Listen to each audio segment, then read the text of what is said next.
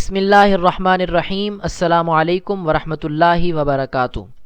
آج کی اس ویڈیو کے اندر میں بات کروں گا سورۃ الکہف کے فضائل کے بارے میں۔ سورۃ الکہف کے کیا فضائل ہیں؟ نمبر 1، بیت اللہ شریف تک نور ہی نور، یہ موضوع ہے سورۃ الکہف کے فائدہ نمبر 1 کا۔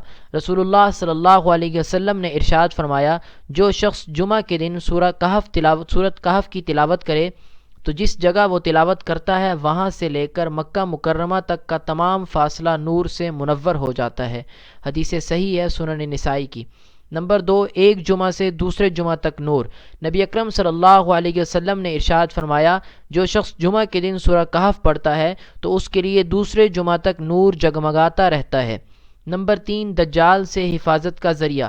نبی اکرم صلی اللہ علیہ وسلم نے ارشاد فرمایا، جو شخص سورۃ الکہف کو ایسے ہی پڑھے جیسے کہ وہ اتاری گئی ہے، یعنی تجوید کے ساتھ اچھے انداز سے، اور پھر وہ دجال کو پا لے تو دجال اس پر مسلط نہیں ہو سکے گا۔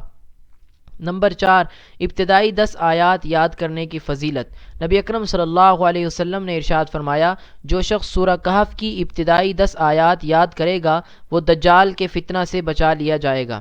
نمبر 5، آخری 10 آیات کی فضیلت۔ نبی اکرم صلی اللہ علیہ وسلم نے ارشاد فرمایا، جس شخص نے سورہ کہف کی آخری 10 آیات یاد کیں اور پھر دجال نکل آیا تو دجال اس پر غلبہ نہیں پا سکے گا۔